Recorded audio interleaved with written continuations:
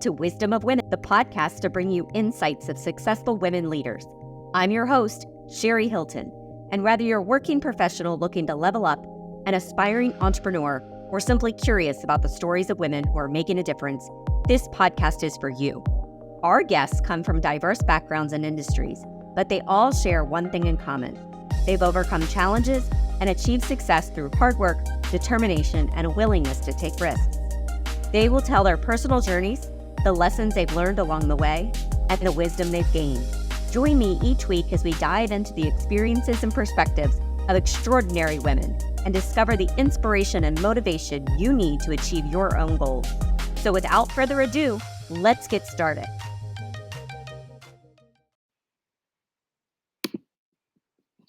Hello, everyone, and welcome to this episode of Wisdom of Women. Today, we're going to talk about women-owned businesses. Women started 49% of new businesses in the U.S. in 2021. That's up 28% in 2019.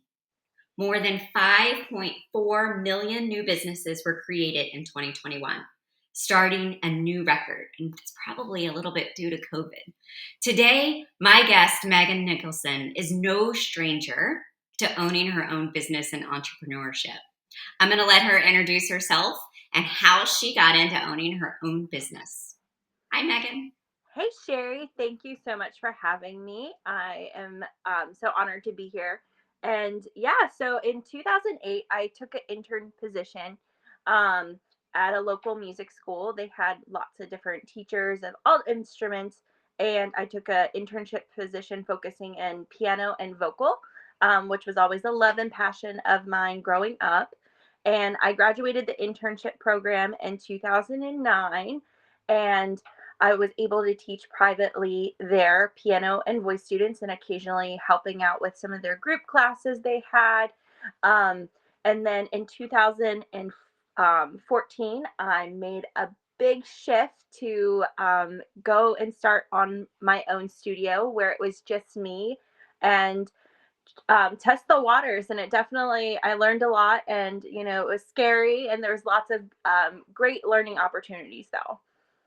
Yeah, so I can't imagine. You've got a job, you're working at a studio, you've got your set of students, and something inside of you, I'm sure, was like, I can do more. Yeah. And what helped bring you and bridge you to that other side? Because I'm sure there's a lot of listeners out there who love what they do, but know that they're capable of more or want the flexibility of owning their own business and are just really afraid to make that jump from one to the other. Did you just one day rip off the Band-Aid and make the jump? Did you take baby steps? What helped you get to the other side? Yeah, I am not a rip the Band-Aid person at all. I am slow and steady. And my husband was definitely a big push into doing this and kind of believing in me. And I think it's really important that women, even if they don't have, it doesn't have to be a spouse. It can be, whether it's your best friend, a parent, an aunt, a cousin. You need to have people in your life that can have those honest conversations and see the true you, because my husband was noticing I was coming home and I wasn't as happy and joyous, and music's my passion, and he just noticed this shift. And when they can reflect back to you some things that you might see, because sometimes in the moment you might be feeling it, but you're gonna tough it out. I feel like there's a lot of women, they're like, I'm comfortable, I've got an income. For me, there was I had a secretary, I had admin stuff taken care of. I just showed up to work and taught. It was pretty convenient. But I was losing some freedom and in how I wanted to teach and what performance opportunities I wanted my students to have, and also flexibility in my schedule. And it was definitely affecting me. And I'm very thankful I had somebody in my life to kind of bring it to my attention and tell me I was capable of more, because we always have that voice in our head that I feel the what ifs And, am I going to be successful? And, what if I make a mistake, or what if I make the wrong choice? But when you have a support system around you that can really like advocate and believe in you and kind of push you, it makes it happen. Yeah. A lot of us deal with the imposter syndrome, right? The who Yes. am I? The what if this doesn't work? And there's so many times I sit and think to myself, all right, voice in my head, shut up and sit down in the back seat because I've got this Yeah. right now. And this is the direction we're going to head. Yeah. And what if I didn't do it? Exactly. There's nothing worse than looking back and that feeling of regret of what would it have been like had I done? Yeah. And now that you've done it, you can look back and probably think to yourself, why didn't I do it sooner? Exactly. Very much so. And I've also learned to flip the what if script. Like, flip it and say, what if I get everything I want? What if I am successful? And what if I'm happier than ever? And because that's what happened. And I do wish that I had done it sooner, because I am the slow peel the band-aid off person. From 2013 to 2014 was, a whole year of, just things not going the way I wanted them to go at work. I was, just coming home more drained and felt like I was like things were slacking on the admin side that I was having to catch up on, and just not having control, or being rescheduled, and just not getting a lot of say. And I really wanted to have some more freedom. And I have so much more freedom now. I mean, granted, that was in 2014, but it put me where I am, and I'm able to work from home in my own studio that's, on our property. And I have more time with my three little kids, and I'm in charge of my schedule. And yes, it's beautiful, but it does have its challenges. But it outweighs everything. Like, I'm in a wonderful position that I'm so thankful for. And if I can look back and look at the fears that I had, I wish I could tell myself, like, it's going to be okay, because you just have to have that determination and set your goals and know that they're going to happen. And having that support with you. And like Yeah. you said, it may not always be a spouse. Like for me, my support has always been my mother. My Yeah. Aunt Vicky was always my support as well. Yeah. She passed away. But I know even in the craziest ideas, I can call my mom up and go, what do you think? And regardless of how out of the world it is or crazy it is, she's always been that push. Just Yeah. say, why don't you just try it? Yeah, exactly. And my husband and I think it's good to have somebody that absolutely pushes you and encourages you despite your fears, because sometimes I feel like we come up with these amazing ideas, but we're like, oh, those are just ideas. Like, I'm never going to do it. And then you have that support person and say, like, well, why not? Like, do it. That's a really good idea. And, um, I think a lot of us are scared of failure. And I'm the type of person that, if I have an opportunity in front of me and I think I could fail at it, I don't always jump at it, because I'm like, why, if I'm going to fail? And it's taken me the last 2-3 years and to really dive in and be like, failure is like where opportunity happens and learning occurs and growth occurs. And some of the most successful people started with multiple failures. And I really, I'm starting to shift that thought pattern and almost like not crave failure, but like, what can I learn if this doesn't work out? That's a great mindset to have. You talked about the what if and changing that statement. Yeah. And we've talked about embracing fear and failure to learn or look for the opportunities within it if we were to fail or have the fear, like the switch in the what if. Is there anything you do, particularly like in your morning routine or in your evening routine, or when you feel yourself hearing that voice or having those feelings, how do you shift that? Yeah. So there's a couple things I do. So, like, if I'm having a really hard time where I can't get out of my head, I go to that support person, whether it's my husband or my best friend, and I have them, speak kind of into me and be like, that's not true. These are not the things. And then I can start shifting. So sometimes we need that outside help to shift. But if I don't have them available, my husband's a shift worker, my best friend's a doula. So like there's sometimes I don't have that person. And I like to really sit either outside in nature, like in the quiet. And I really like kind of just natural elements. So like, whether it's going for a walk by the water and really connecting within like your higher self and your true self of like, okay, what are you capable of, and what is the example that you want to leave for people in your life? Because I feel like we all have people we care about and we want to inspire. So do I want to teach my kids that, to let fear dictate their life, or do I want to tell them that they can overcome it, and we have to treat and love ourselves like we would the people we care about, and we have to give ourselves that same honor and love. I love that. Sometimes it's just stepping away Mhm. from what you're in the middle of to gain that quiet and a different perspective and listen to your inner voice, higher self speak to you in a totally different voice and manner. Yeah. And then usually your perspective changes. It's mind-blowing how that is effective.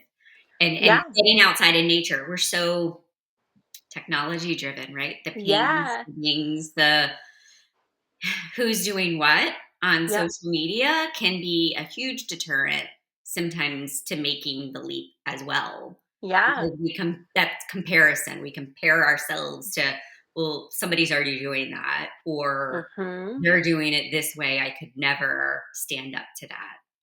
Absolutely. And that's another thing I would like to, tell people is like there are, tons of piano teachers. And one of the things I use in my piano teaching is I tell my students I am not the teacher for everybody, because every human is a different person. We have different learning styles, we have different personalities, and you're not going to grow with everybody. And I will tell students, I will see that they're not growing or engaging with me, and I'll be like, I'm not the teacher for you, and that's okay. And let me find you someone who is. So even if somebody has a similar idea to you, know that that person can't bring to the table what you're going to bring, and you're not going to bring the same dish to this, community potluck. It's not going to be made the same. Yeah. I love that analogy. Yeah, we're There, all different and we all have our own unique gifts. Yeah, absolutely. And there's room at the table for everybody. And I tell people if there's not room at the table, like bring your folding chair and you're gonna make room. And make some room. Exactly. You make room and you make space. Because one thing I've been learning a lot lately is like um we are worth opportunity, and we are worth the same rights that we give other humans. And why should we give ourselves less than we give other people? Yeah, exactly. But you know what? I'm sure it hasn't always been. I shifted, I opened my business, and boom, No. all these people just showed up, and life has been great, right? No, no, no, Where no. have the struggles and the hurdles been that others should be aware of, and Yeah. maybe how you overcame them? Yeah. So I always will go back to like that support system. And because there were days where I was like terrified, like when I handed in my 2 weeks notice, like I literally was shaking and crying. And I probably had my 2 weeks notice for 2 weeks, and my husband was like, all right, give me a deadline, I'm going to hold you accountable to. And so I think one, having somebody to hold you accountable in your fears to overcome them is really important. And don't be afraid to learn new things and new strategies. One thing that my downfall is that I've been working on this past year is like I um don't like to try new things per se. Like I will keep doing the same thing over and over again and I'm like I'm going to make this work and I'm going to do it. And now that I've become a little bit more open-minded of there's more ways to do things and more, even though they might not seem as familiar and comfortable, sometimes it makes more sense to do that. So don't be afraid to try different avenues, whether it's different, business softwares or like invoicing systems, or just, new policies and procedures. And that's another thing like that I failed at in my business is I had policies in the beginning that were too flexible, which was great for students and clients, but on the back end, it really hurt me and my finances and the life that I wanted for my family. And so don't be afraid to have really firm policies and procedures that dictate your worth and remind yourself that you are worth things.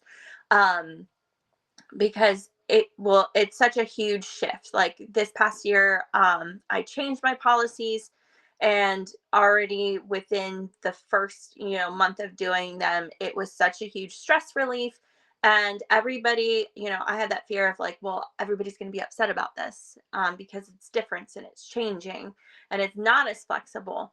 But I realized that, they still want music lessons. They want to work with me and it can work for everybody. So don't be afraid to be firm in what you want.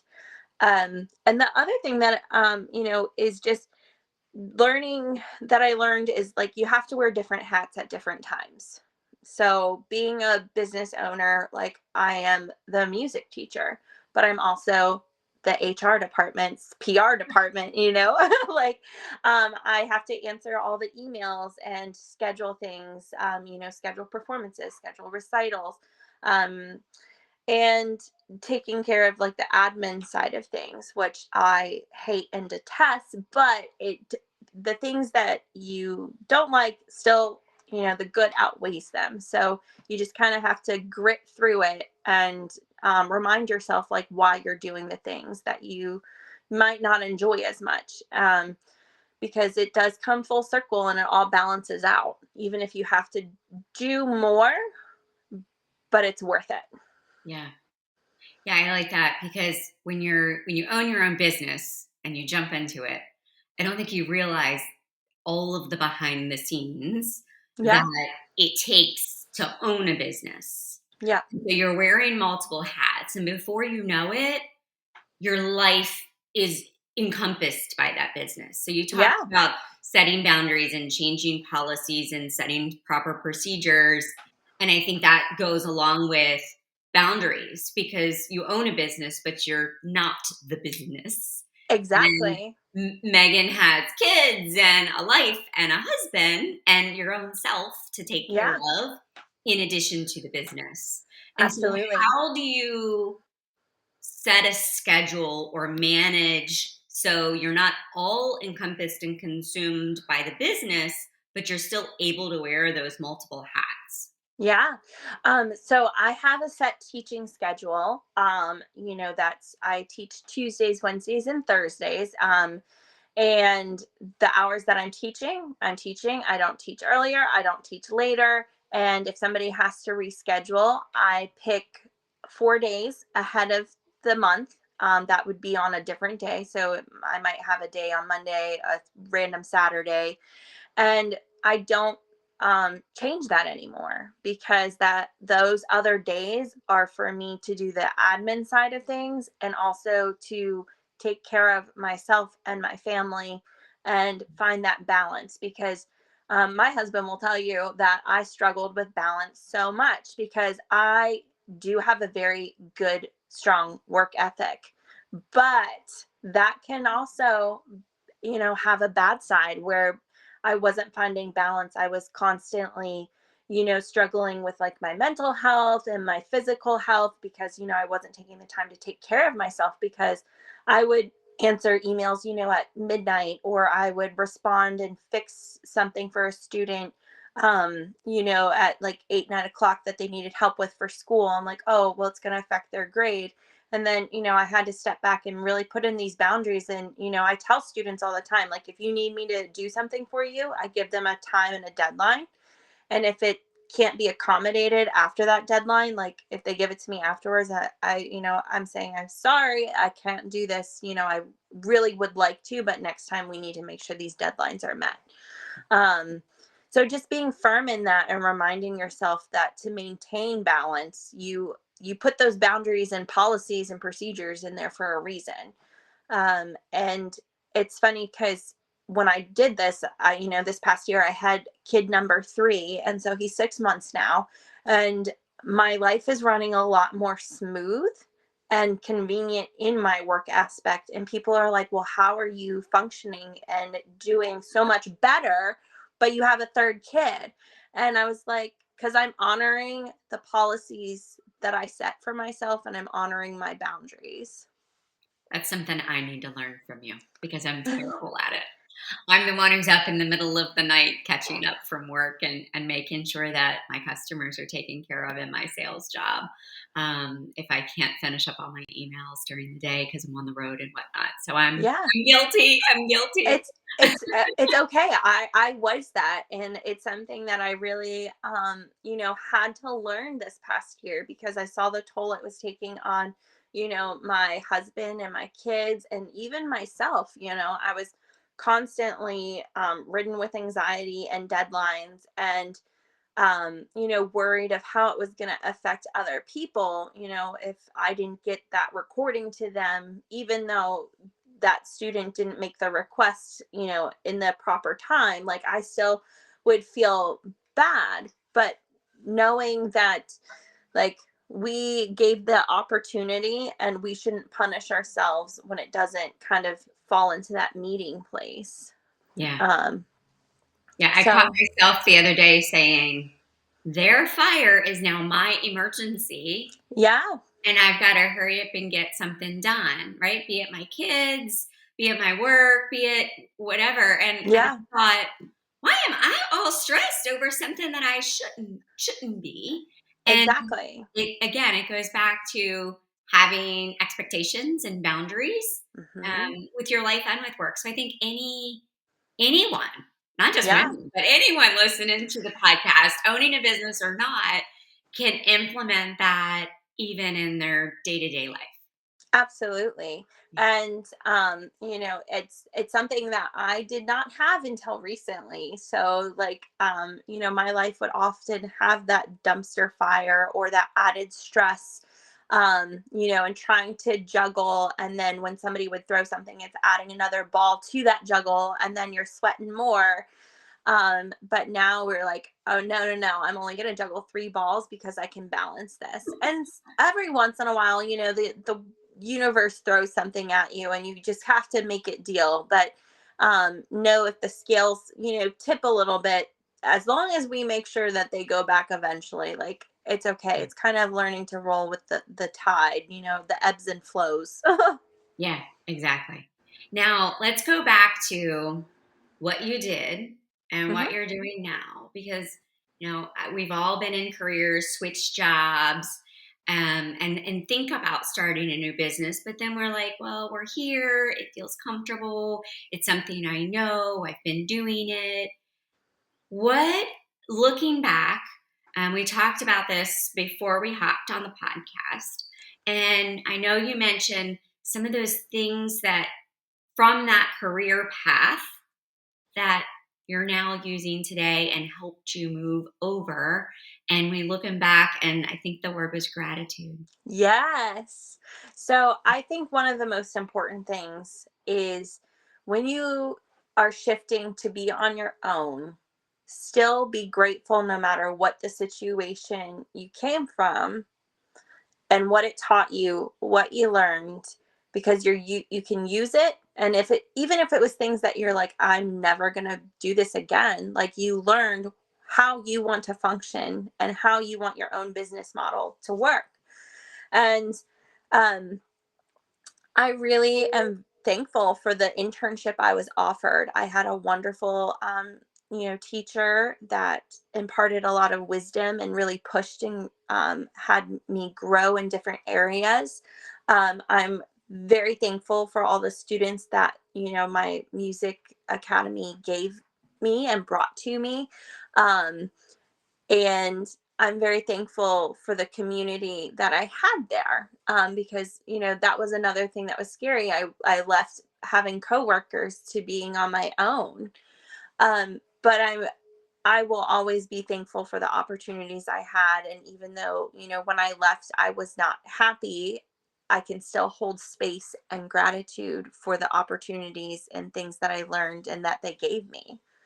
Correct. And I think that can be said for any situation that we leave, right? Be Yeah. it a career, switching to another career, as I did in my medical Yeah. diagnostic career. I was with one company for, gosh, 15, 16 years. Yeah. And I left and I'm with another diagnostic company. And it's not that I had any ill feelings. I loved my career there. I grew and I learned, and it set me up for, what I do today. And I've grown even more with the company I'm with now. Yeah. And I look at every year as, how can I grow? How can I learn Absolutely. more? I call a birthday a level up year, right? I'm Yeah. leveling up. What am I going to do next? Yeah. And it's about that growth and not being stagnant on the day to Hmm. day on repeat, Absolutely. right? Yeah, absolutely. So, like, holding, gratitude for where you've come from and the opportunities you've been given, but know that, like, you know, we outgrow situations, we outgrow people, we outgrow, certain work environments, and that's what we're supposed to do. Like, we were put here to grow and not be stagnant. Yeah.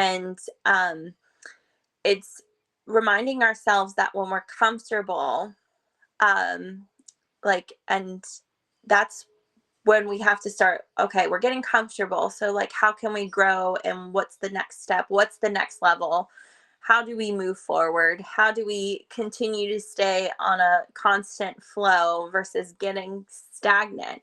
And um you know not like, you can be comfortable too when you're growing. Like, yes, there's definitely growing pains, but you can, having the attitude of gratitude definitely helps those growing pains. And I think you can be like, just not getting complacent and content, and just know that, like, there's always room and space for more if you make it. So, like, about what I think is also important as, like, you can apply this to business or just in life in general, is like, what right now in my life, whether it's personal life or business, is not serving me and depleting my energy, and what can I clear off the table to make room for new things and more opportunities. I love that, because sometimes we find ourselves just doing it because it's what we've always done, Yep. and it's not serving us. Yeah. And how, again, it goes back to, how can I do things differently? Yeah. Because there are different ways of doing things, and sometimes it's a better way. Um, what are you now shifting or adding into your life? And we're going to touch a little bit about this, because I think it's going to be a great second episode that we can talk about later. But Yeah. we want the audience to know that you're a music teacher, right? Yeah. You're also learning and growing in another area that's serving you very well. Yes, thank you so much. And this was something too that I had to grow and accept, and be comfortable of being more public about this. But I am a Reiki practitioner, and next month I finish up my third Reiki class, and I'll be a Reiki master. So I'll be able to, teach Reiki classes. But after I had my second kiddo, I really struggled with postpartum depression, postpartum anxiety, and the, therapy and some medication, like nothing was really working. And a friend suggested doing a Reiki class and kind of working on balancing energy and your chakra system. And within the matter of 3 months of my first Reiki class, my therapist noticed a huge difference myself also. And originally I was just like, I'm going to just do the first Reiki class where I can just do it, for myself and for my family, because you can't practice Reiki on other people without doing the second class. And I noticed such a huge positive impact that I was like, okay, I cannot share this. Like, you cannot not do this. So Yeah. I dipped my toe in the water and went into the second class. And I originally just did it for friends. And, my husband's a first responder, and I feel a really big calling to helping them because they come into such crazy situations. So I wanted to help with that.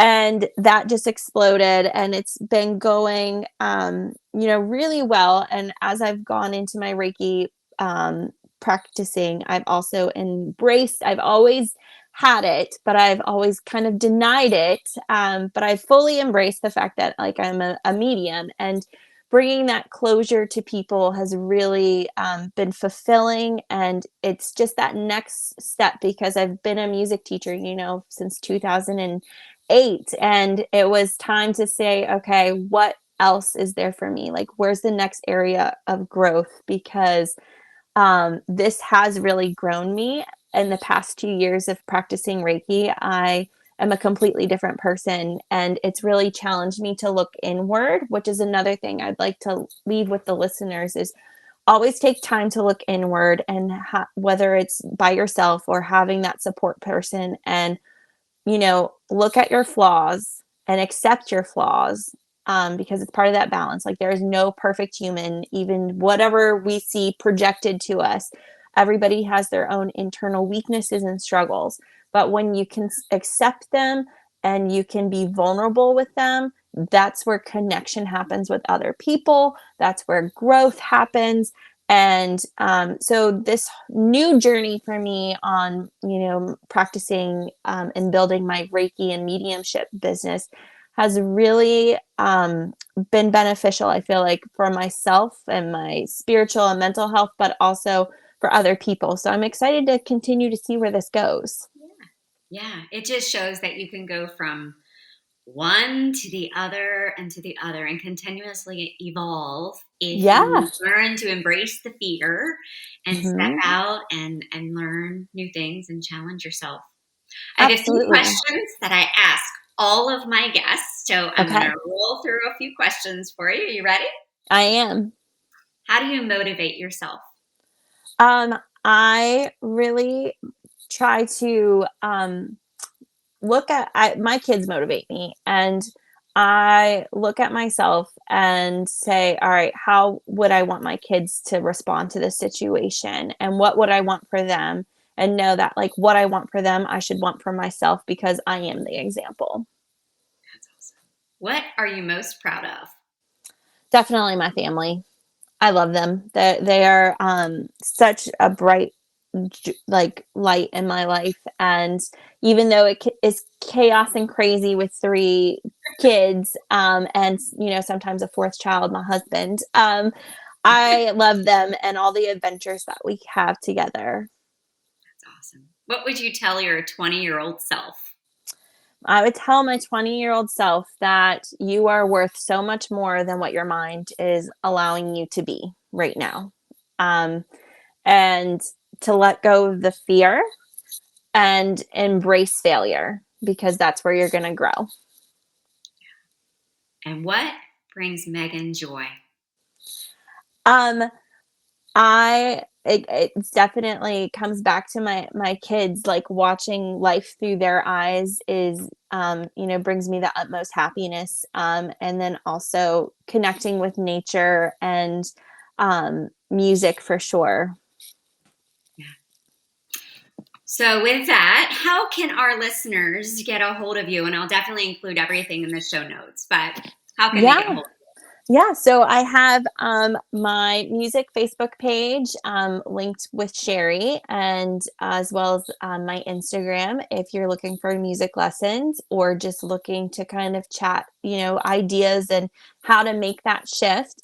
And as well as my Reiki and mediumship page will all be linked with her. So feel free to contact me, even if it's just a ramble ideas, and maybe you need that little push, and I will tell you that it's scary, but you can do it.